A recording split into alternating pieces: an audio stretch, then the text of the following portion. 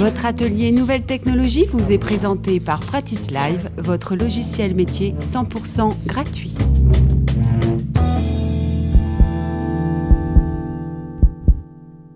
Alors Gérard Amsalem, bonjour, merci de nous recevoir ici, merci de répondre à nos questions. Nous nous trouvons actuellement au sein même d'un cabinet de téléconsultation. Avant de présenter les enjeux de la télémédecine, est-ce qu'on peut revenir sur la définition de ce nouveau type de consultation et sur son historique, puisque cette réflexion sur l'accès aux soins ne date pas d'hier? Alors, la définition est issue de l'article correspondant de la loi HPST qui, pour la première fois, donc, va donner un cadre légal à la télésanté. Alors, globalement, la télésanté, c'est quoi? C'est l'association, je dirais, à la fois d'outillage, d'appareillage, de technologie, de l'information et de la communication et d'un acte médical. Alors, elle se subdivise en 4 parties.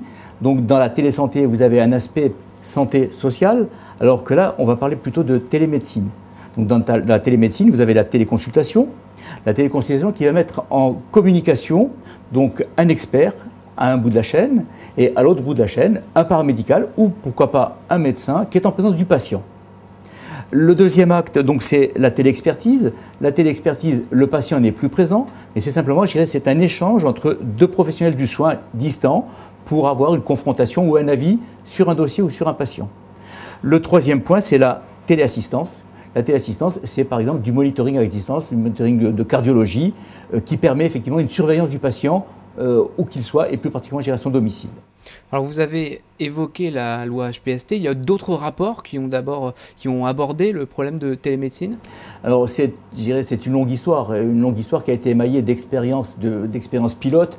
Il y en a eu de très nombreuses, aussi bien en France qu'à travers le monde. La grosse difficulté, c'est que c'était des expériences qui étaient menées, je dirais pas clandestinement, mais presque, il n'y avait pas de cadre légal, et je dirais même encore moins de cadre médico-légal. Alors imaginez d'exercer dans ces conditions-là, c'était très difficile.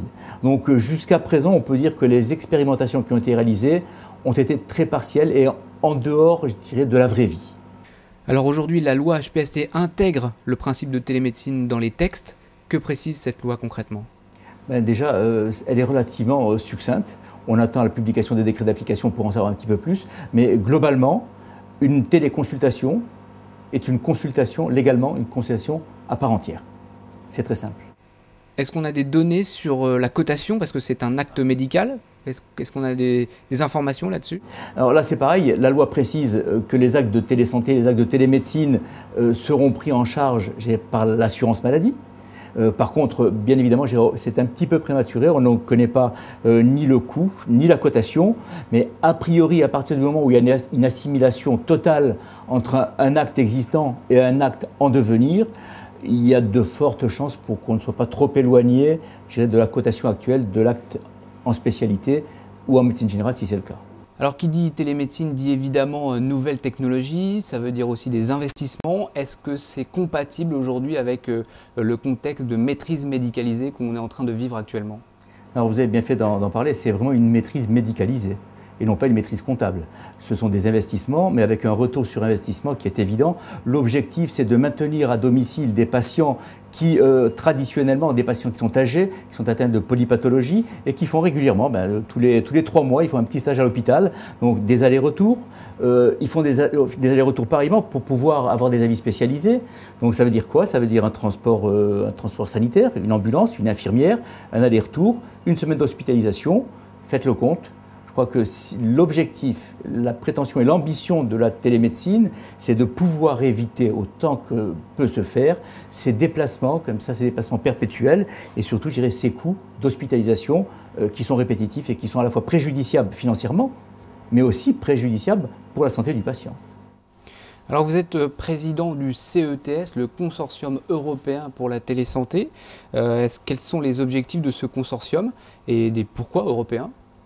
Alors déjà, les objectifs, c'est bien évidemment de pouvoir proposer une réponse à un problème qui est complexe. Vous avez bien vu, la télémédecine, c'est pas simple. Si ça se résolvait à des écrans et des caméras, il y a longtemps que le problème aurait été résolu. Non, il y a quand même, je dirais, au-delà des aspects technologiques, il va falloir former des personnels, il va falloir faire changer les mentalités. Donc il y a tout un travail, et il y a aussi un aspect, je dirais, d'évaluation des pratiques et des techniques. Donc il y a tout un travail qui va être fait à la fois, je dirais, en amont et en aval, et qui fait toute la complexité et tout l'intérêt, je dirais, de la télémédecine. Donc aujourd'hui, l'ambition du CETS et de ses partenaires, c'est de pouvoir offrir une réponse globale à 360 degrés par rapport à une demande qui est quand même relativement complexe. Plus récemment, il y a quelques mois, le ministère a lancé un appel à projet concernant la télémédecine, appel auquel vous avez répondu. Quelle était la nature de votre projet que vous avez présenté ? Voilà, il faut rappeler que c'est un appel à projet qui a été présenté par le ministère de l'Industrie en partenariat avec le ministère de la Santé. L'objectif, c'est d'imaginer une nouvelle structure de soins qui permette de maintenir à domicile les 15 ou 20 millions de patients atteints de pathologies chroniques et leur apporter, dans la mesure du possible, un avis spécialisé qui leur permettrait d'éviter ce dont on venait de parler, ces hospitalisations répétées qui sont préjudiciables à la santé du patient. Mais je dirais, aujourd'hui, ils n'ont pas d'accès. Ils ont difficilement un accès. On l'a très bien vu dans certains territoires. Il faut attendre entre 12 et 14 mois pour avoir un avis spécialisé. Et vous imaginez un patient âgé atteint de polypathologie, imaginez qu'il faille programmer ou planifier une consultation chez le cardio, une chez le phlébo, une chez le dermato, une chez l'ophtalmo. C'est ingérable. Dernière question, si un centre hospitalier veut faire le choix de la télémédecine, aujourd'hui, il se tourne vers qui, concrètement ? Il y a une seule et une bonne adresse, le Consortium européen pour la télésanté.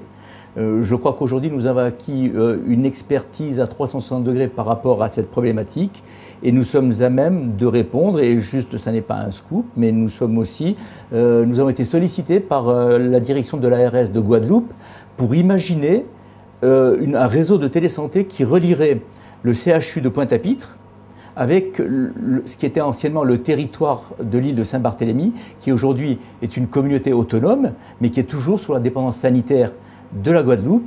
Et là, on a un bel exemple, je dirais, de situation, de nécessité, de besoin. Un besoin, il y a une population de 9 à 10 000 habitants, mais par contre qui double ou qui triple en période, je dirais, en période de vacances. Et forcément, ça crée des besoins d'avis, notamment dans les situations d'urgence. Alors, est-ce qu'il faut faire une évacuation par hélicoptère? Est-ce qu'on peut attendre la navette du bateau? Est-ce qu'on peut traiter sur place? Tout ça, effectivement, je dirais, grâce au projet que nous avons proposé, on pourra prendre une décision, c'est-à-dire les urgences du CHU de Pointe-à-Pitre pourront dire à distance, d'abord déjà réaliser un acte à distance, assister à un acte, mais aussi probablement prendre une décision. Voilà, donc on attend maintenant impatiemment les décrets concernant la télémédecine, les décrets de la loi HPST, c'est la prochaine étape? Voilà, mais tout à fait, je pense que la ministre l'a promis avant le 21 juillet, qui est la date anniversaire du vote de la loi HPST. Donc on attend, c'est dans quelques jours, on devrait avoir un peu plus de détails, mais quoi qu'il en soit, on en sait déjà suffisamment pour imaginer que dans les recommandations du PLFSS, donc c'est le plan de financement de la sécurité sociale pour 2011, il y a un chapitre qui est réservé aux investissements dans le cadre de la télémédecine, et il y aura aussi probablement une dotation financière dans le cadre du grand emprunt. Ce sera un moment important pour l'avenir de la télémédecine, la fin d'année 2010. On peut dire que nous sommes dans l'année 1 du déploiement des solutions de télémédecine en France et probablement en Europe. Et vous le rappeliez à juste titre, notre dimension européenne et notre volonté d'être une entreprise à l'échelon européen. Monsieur Msalem, merci beaucoup. Merci.